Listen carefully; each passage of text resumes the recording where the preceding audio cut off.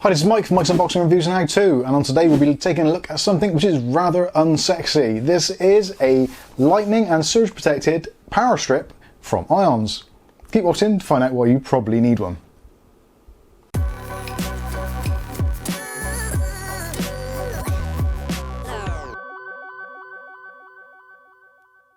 Okay, so in today's video we'll be taking a look at something which has probably escaped most of your attention, and there's probably a good reason for it. We all take for granted, especially those of us in the UK, of having a pretty decent power supply, pretty robust, seems to work pretty much all the time, and we're quite lucky that being where we are, our weather is relatively mild and we don't get those crazy storms that you do get elsewhere in the world, such as the US and all those kinds of places.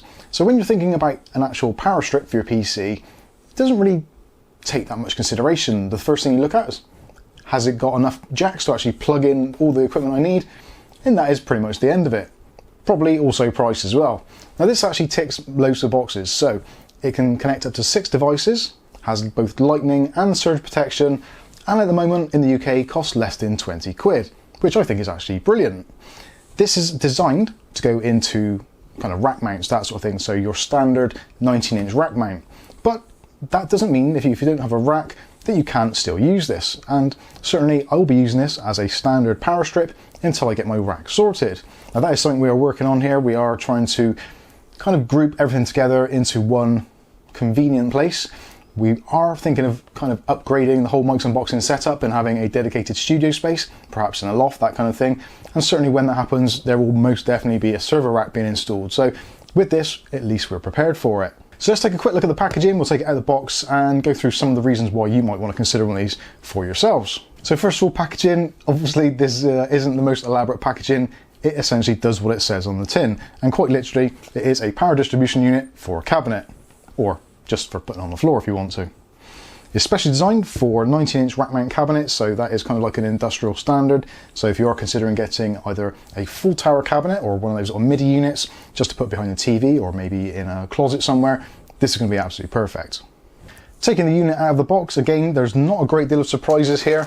It is pretty much as you'd expect. So you get the actual unit itself, and as you can see, it is pretty much what you'd expect to see. So at the end, we've got the mounting here, so that can go into a rack cabinet. You don't seem to get any screws included. That is often the way with rack mounted devices, so you will need some additional screws to attach this to your cabinet if you're using it in a cabinet. But certainly you can if you want to. If you haven't got a cabinet, you can just literally put it onto the floor somewhere. Obviously it's not the most attractive thing, but this isn't about it being attractive. This is about it protecting your devices. Now this can power up to somewhere in the region of about 3,300 watts and has a capacity up to about 16 amps. So this should be fine for multiple units, perhaps in our particular case, so something like a server, a NAS unit, your router, your modem, and maybe a couple of other devices. So this is going to cover pretty much most of those bases. For actual connectivity to your wall socket, you get a 2-meter cable, and it's actually a pretty thick, solid cable. Another nice feature I like of this, other than the really fat cables and also the amount of wattage this can physically take, is the power button. Now the power button itself, as you can see on this left-hand side, has actually got a plastic cover over it. So if you're in one of those places where people quite often come in and turn off your stuff when you don't want them to, this is great because unless they can actually get to the wall socket, which is probably hidden somewhere behind, they can't actually press the button. There is this plastic cover, which you can remove to gain access to the really nice clicky switch. There's a really reassuring click to that switch.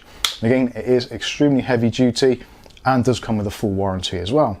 Moving up a little bit further from the power switch, we've got some diagnostic LEDs. So there is a ground light, there's also a surge light, and also there is a power light.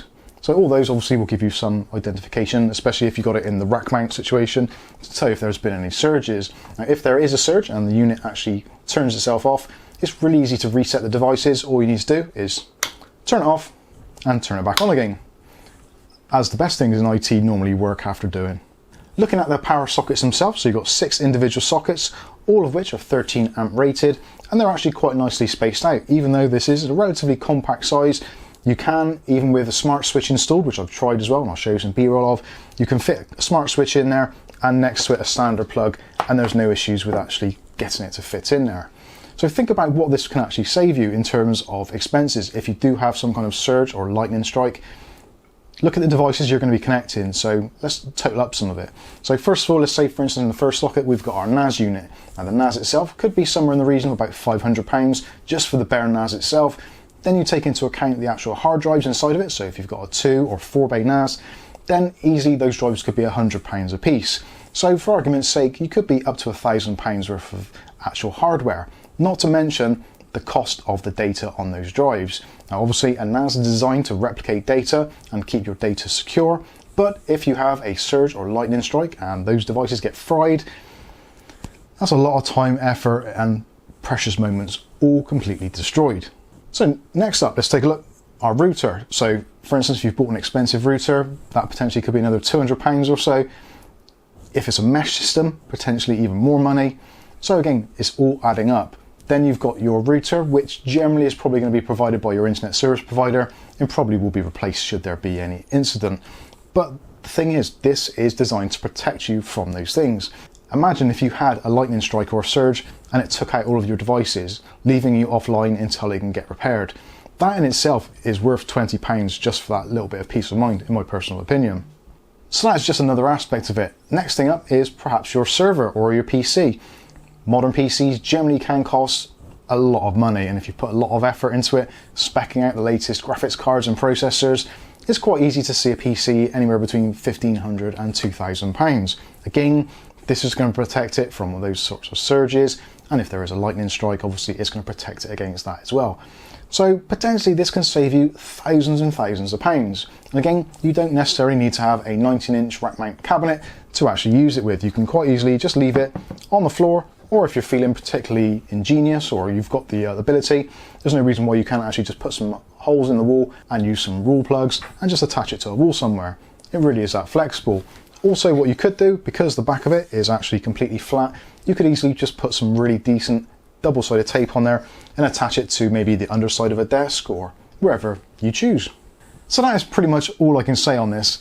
Obviously, this has been sent to me free of charge for review purposes from Ions themselves, so I'm definitely going to make use of it. And actually, the surge protector that I've got currently, which is over on the wall there, is probably in the region of about 15 to 20 years old. And actually, at the moment, every time I plug in a device on the very last socket on the end, it does make the monitor turn off briefly for a second. So I'm not entirely sure if it's electrical stability. So this is definitely going to get replaced with this up until the point that we do our complete revamp and this gets put into a rack. So anyway, let me know what you think about this in the comment section below. Do you have one of these already, or do you have a rack and you're potentially going to put this into it? I'd love to know. So that's going to wrap this one up. I've been Mike. This is Mike's Unboxing Reviews and How To, and hopefully we'll catch you in the very next video. Thanks for watching.